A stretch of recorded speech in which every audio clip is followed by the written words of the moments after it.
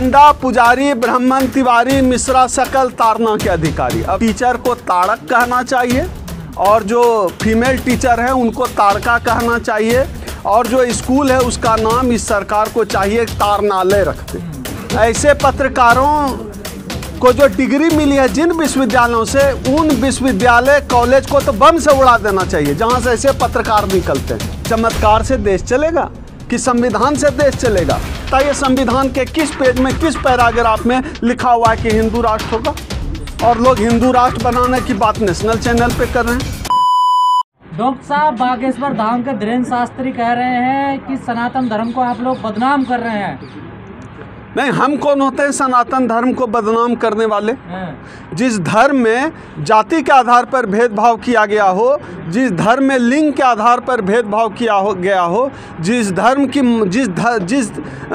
के धर्म ग्रंथों में ही जो है भेदभाव की बात किया गया हो, उस धर्म किताबों के भेदभाव पर बात करना बदनाम कैसे हुआ? आपने जब अगर कह दिया कि जो है ढोल गंवार शूद्र पशु नारी सकल ताड़ना के अधिकारी, तो हम तो सवाल पूछेंगे ना कि भैया आप हमको कब तक ताड़ोगे? अब थोड़ा हमको भी ताड़ने दो, आपने बहुत ताड़ लिया। अर्थ गलत निकाल लेना आप लोग। नहीं, हमने गंवा रहे आप लोग। नहीं, अर्थ गलत कहाँ निकाला? ताड़ना मतलब क्या? देखना। मैं अपना अर्थ छोड़ देता हूँ। ताड़ना मतलब आप कहते हैं देखना, और आजकल गीता प्रेस की किताब आई है उसमें ताड़ना का मतलब दिया गया है पढ़ाना।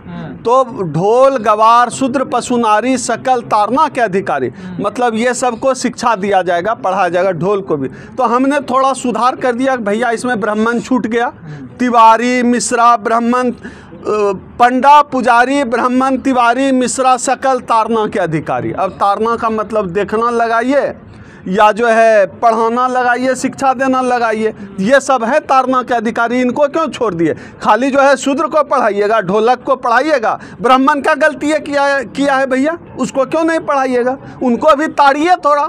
और मैं तो कहता हूँ कि देश में जितने टीचर हैं, अगर ताड़ना का अर्थ शिक्षा देना है तो टीचर को ताड़क कहना चाहिए और जो फीमेल टीचर हैं उनको ताड़का कहना चाहिए और जो स्कूल है उसका नाम इस सरकार को चाहिए तारनालय रखते, अगर ताड़ना का अर्थ पढ़ाना और शिक्षा देना होता है तो। चमत्कारी बाबा कह रहे हैं गंवार लोग हैं जो धर्मशास्त्रों का विरोध कर रहे हैं, पढ़ना लिखना तो आता नहीं है। नहीं, जो संविधान के खिलाफ बात कर रहा है बाबा, उसको इस देश का टीवी 24 घंटा दिखा रहा है। और हम भेदभाव के खिलाफ बात कर रहे हैं तो हम जो है गंवार हो गए। संविधान बचाने की बात करना गंवार होना है। और जो संविधान के खिलाफ बात करें, आप बताइए संविधान के किस पेज में किस पैराग्राफ में लिखा हुआ है कि हिंदू राष्ट्र होगा और लोग हिंदू राष्ट्र बनाने की बात नेशनल चैनल पे कर रहे हैं। कोई आएगा मुस्लिम धर्म को, इस्लाम को मानने वाला, वो कहेगा हम मुस्लिम राष्ट्र बनाएंगे। तो क्या इस देश में जो भी व्यक्ति, इस देश के प्रधानमंत्री को, इस देश के गृह मंत्री को, इस देश के जो CJI हैं, चीफ जस्टिस ऑफ इंडिया हैं, सबको सोचना पड़ेगा कि किस तरह से राष्ट्रीय चैनलों पर देश के संविधान के खिलाफ ये बाबा लोग, ये मनुवाद के पोषक लोग, ये भाजपा के लोग, ये संघ के लोग बात कर रहे हैं, कितना असंवैधानिक बात कर रहे हैं। इनको जेल में डाल देना चाहिए। मीडिया की जो पत्रकार जागृति जयकारे लगा रहे हैं, बाबा का ये चमत्कार है। यही है विश्व गुरु, ये मूर्खता का विश्व गुरु बना रहे हैं इस देश को। मतलब चमत्कार पर बात होगी, महंगाई पर बात नहीं होगी, बेरोजगारी पर बात नहीं होगी, दलितों पिछड़ों का हिस्सा खा रहे हैं उस पर बात नहीं होगी, चमत्कार पर बात होगी। हमारे गांव में एक पागल रहता था, सहदेव नाम था, मुझे नाम तक याद है। वो ऐसे चुटकी में राख लेता था, ऐसे मलता था, वो सिंदूर बन जाता था। तो इन लोगों का बस चले, उस पागल सहदेव को गंजेरी था, उसको ये लोग जो है राष्ट्रपिता बनवा दें। चमत्कार से देश चलेगा कि संविधान से देश चलेगा? बाबा इस देश की तकदीर लिखेंगे या इस देश के जो लोकतांत्रिक चुने हुए लोग हैं, नेता हैं, प्रधानमंत्री, राष्ट्रपति हैं, वो बात करेंगे? देश चलाने की बात टीवी मीडिया में होगी या फिर संसद में होगी? अब देश की बात टीवी चैनल में 8 बजे शुरू हो जाए, 5 बजे से ही आजकल शुरू होने लगा। तो संसद से देश नहीं चल रहा है।